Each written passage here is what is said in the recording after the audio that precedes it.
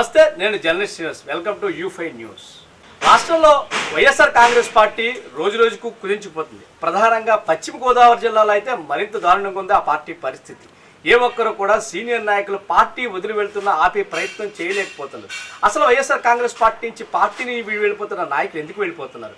ఏ అంశాలు వాళ్ళని ఇంతవరకు కుదించేసినాయి? గతంలో కష్టకాలంలో కూడా పార్టీకి అండగా ఉన్న నాయకులు ప్రస్తుతం ఎందుకు వెళ్ళిపోతున్నారు? అటు జగన్మోహన్ రెడ్డి వ్యవహార శైలి నచ్చక, లేకపోతే స్థానిక కోఆర్డినేటర్ల వ్యవహార శైలి నచ్చక అనేక ఇబ్బందులతో పార్టీని వెళ్ళిపోతున్న అందరికీ కూడా జనసేన పార్టీ ఆవాసంగా మారుతుంది. జనసేన పార్టీ గోదావరి జిల్లాలో రోజు రోజుకు పుంజుకు వెళ్తుంది. దీనివల్ల పూర్తిగా వైఎస్ఆర్ కాంగ్రెస్ పార్టీ గోదావరి జిల్లాలో తుడిచిపెట్టిపోయే పరిస్థితి కనబడుతుంది. వైఎస్ఆర్ కాంగ్రెస్ పార్టీని వీడి వెళ్ళిపోయిన మాజీ మున్సిపల్ వైస్ చైర్మన్ బొడ్డి సాయి గారు మనతో ఉన్నారు. ఆయన అడిగి మరింత సమాచారం ఇస్తారు. నమస్తే సాయి గారు. నమస్తే సార్, ప్రధానంగా మీరు కష్టకాలంలో కూడా వైఎస్ఆర్ కాంగ్రెస్ పార్టీకి అండగా ఉన్నారు. అటువంటి మీరు ఒక్కసారిగా పార్టీని వీడి వెళ్ళిపోవడానికి కారణం ఏంటి? పార్టీని సుమారు 40 సంవత్సరాల నుంచి కాంగ్రెస్ పార్టీ వైఎస్ఆర్ కాంగ్రెస్ పార్టీ 2012 నుంచి వైఎస్ఆర్ కాంగ్రెస్ పార్టీలోకి వెళ్ళాం. చూస్తున్నాం పార్టీ పరిస్థితులు దృష్ట్యా ప్రజల్లో పెద్ద ఆదరణ కోల్పోయిన పరిస్థితిగా కనబడుతూ ఉంది. మరి ఎందుకంటే ఇక్కడ కూటమి ప్రభుత్వం వచ్చాక మరి ఇక్కడ తాడేపల్లి నియోజకవర్గానికి సంబంధించి బొలిశెట్టి శ్రీనివాస్ గారు ఎమ్మెల్యేగా ప్రభుత్వం ఇప్పుడు ఉన్నారు. మరి ఆయన మాతో పాటు సమకాలికంగా కాంగ్రెస్ పార్టీలో మేమందరం కలిసి పనిచేస్తాం. రాజకీయాల్లోకి వచ్చారు. మంచి మిత్రుడు కూడా ఆయన పరిపాలనా విధానం రాష్ట్రంలో మరి పవన్ కళ్యాణ్ గారు తీసుకునే మంచి నిర్ణయాల వల్ల పార్టీకి ఆకర్షిస్తున్నాయి. ప్రత్యేకించి ఎమ్మెల్యే గారు మరి ఆయన ఈ సంవత్సరం 3 మాసాల పరిపాలనలోనూ మరి వినూత్నమైన మార్పులు తీసుకొస్తా ఉన్నాడు. పార్టీలకు అతీతంగా మరి ప్రజలందరితోనూ మంచి భావంతోనూ మంచి సహాయ గుణంతోనూ మరి ముందుకెళ్తా ఉన్నాడు. ప్రత్యేకించి అభివృద్ధి పట్ల మరి అతను చూపించే కాంక్ష మంచి ఇంట్రెస్ట్గా ఉన్నాడు. ప్రతిదానికి నేను ప్రభుత్వం నుంచి తయారు చేసి ఈ నియోజకవర్గాన్ని మంచి ముందు భాగంలో నిలబెట్టాలనే ఉద్దేశంతో మరి ఎమ్మెల్యే గారు వెళ్తున్నాడు. దానికి ఆకర్షిస్తున్నాయి మరి జనసేన పార్టీలో చేరాలని మరి నేను నిర్ణయించుకున్నాను. సుదీర్ఘమైన రాజకీయ అనుభవం ఉంది, మాస్ లీడర్ ఇమేజ్ ఉంది. అయినా కూడా బొడ్డి సాయికి అనుకున్నంత పదవులు రాలేదు. ఎందుకని బొడ్డి సాయి అనగా అణచివేయబడుతున్నాడు? 2019 నుంచి 2024 వరకు మరి ఆయన ఇక్కడ నియోజకవర్గంలో నాయకత్వం వహిస్తున్న మరి కొట్టి సత్యనారాయణ గారు గత ఎమ్మెల్యే డిప్యూటీ సీఎం కూడా చేశాడు. మరి ఆయన అనుకున్న రీతిలో మరి 2019 నుంచి 2024 వరకు మరి ఏదైనా చేస్తాడని ఆశించడం సహజం.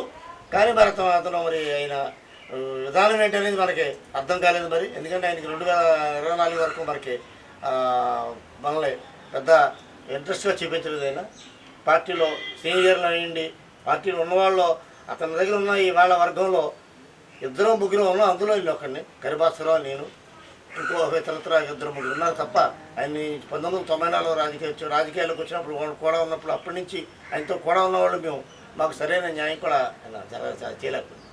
99 ఎన్నికల్లో మీరు మున్సిపల్ చైర్మన్గా పోటీ 2000 మీరు మున్సిపల్ చైర్మన్గా పోటీ చేశారు. ఆ సమయంలో అత్యంత తక్కువ ఓట్ల మీద రాష్ట్రంతో అతి తక్కువ ఓట్లతో వెనకబడి ఉన్న వ్యక్తుల్లో మీరు.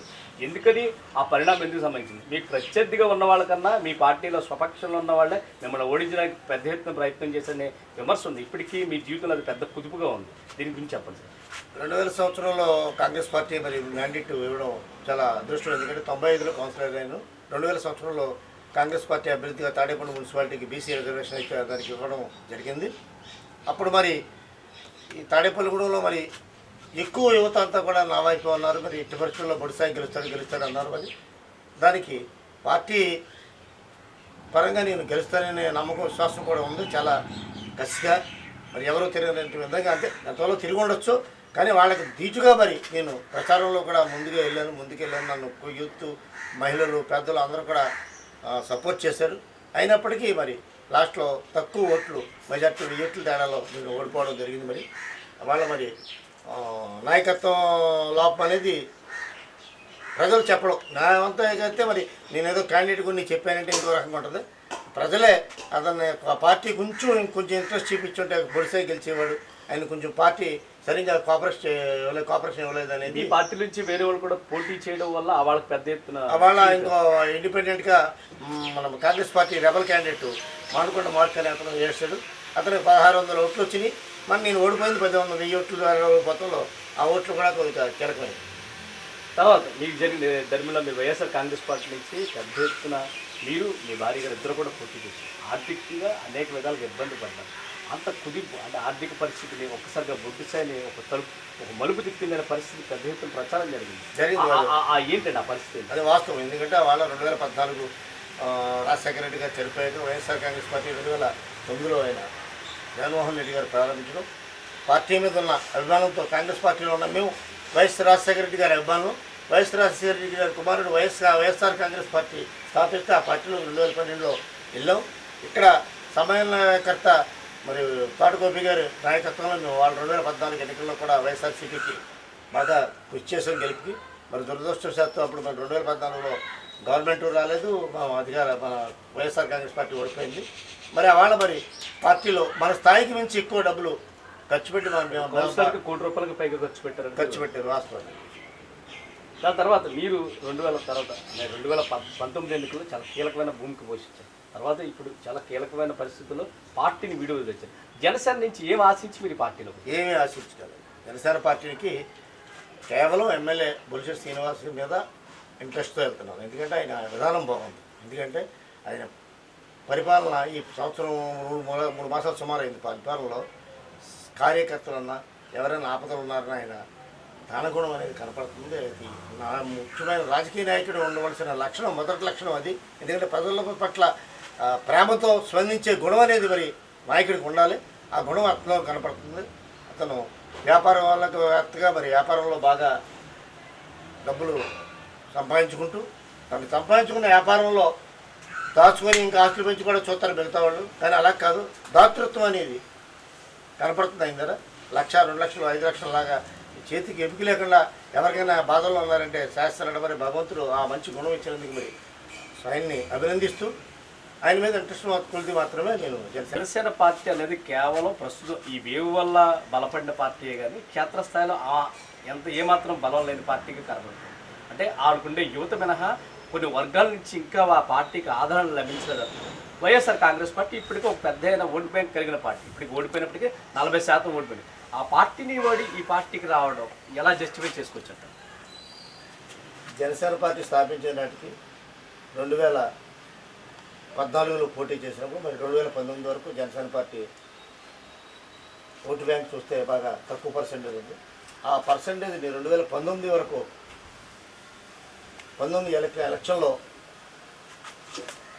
పార్టీ పరిస్థితి ఏ పర్సెంటేజ్ ఉందో 2019 నుంచి 24 వరకు మరి దాన్ని రెట్టింపు స్థాయిలో మరి ఇవాళ మన కూటమి ప్రభుత్వం పరిపాలన రాష్ట్రంలో అధికారం చేపట్టిందంటే జనసేన 50% పార్ట్నర్షిప్ వల్ల మాత్రమే గెలిచిందనేది మాత్రం నాకు పూర్తి విశ్వాసం. ఎందుకంటే జనసేన పార్టీ అంత బాగా పుచ్చుకుంది.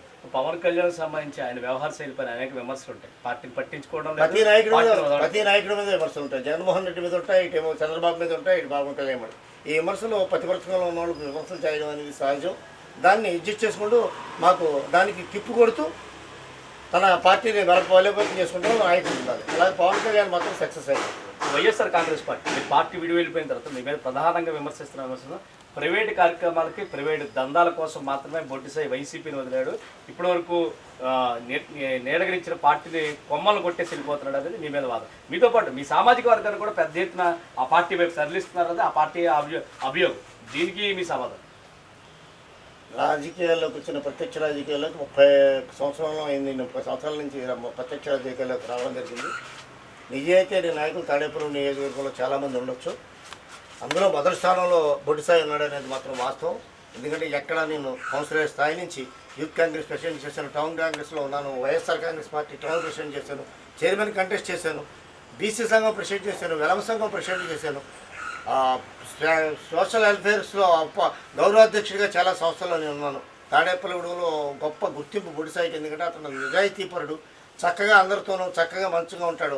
నిజాయితీపరుడైన ఒక్క గుడ్వీలు ఉంది కాబట్టి నేను ఇంతకాలం రాజకీయాల్లో నిలవగలిగాను. నేను అటువంటి వాళ్ళకి మళ్ళీ కొంతమంది వారుగా వెళ్ళక మళ్ళీ డబ్బు గురించే రాజకీయాల్లోకి వచ్చి వ్యాపారం డబ్బుతో వ్యాపారం చేసే రాజకీయ నాయకుడు మాత్రం కాదు. చిన్న స్థాయిలో నేను ఉన్నంతకాలం కూడా నీతి నిజాయితీగా ఉన్నాను. ఈ లైఫ్ ఉన్నంత వరకు కూడా రాజకీయ ఏ పార్టీలో ఉన్నా ఒక్క పైసా కూడా ఎక్కడ అవినీతి లేని పరిపాలన, అవినీతి లేని సహాయం చేస్తానని తప్పదని నేను చెప్పగలను.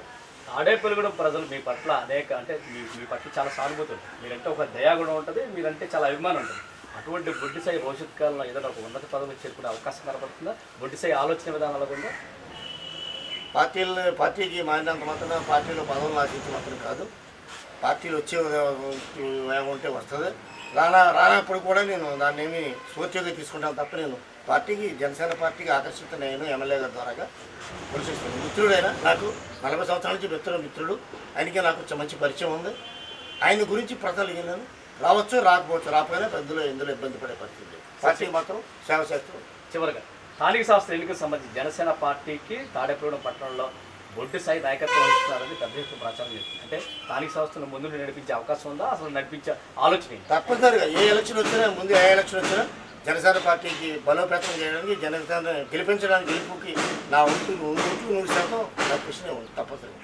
ఇది పూర్తిగా చూసుకుంటే జనసేన పార్టీకి సంబంధించి జనసేన పార్టీ పూర్తిగా కూడా క్షేత్రస్థాయి నుంచి బలోపేతం చేసే విధంగా అన్ని సామాజిక వర్గాలను కలుపుకొని వెళ్ళి ఒక ప్రధానమైన పార్టీగా అభివర్ణించే విధంగా తాడేపల్లిగూడెంలో తిరుగులేని శక్తిగా జనసేన పార్టీని రూపాంతరం చెందేందుకు పూర్తిగా సాయశక్తి అందిస్తామని చెప్తారు.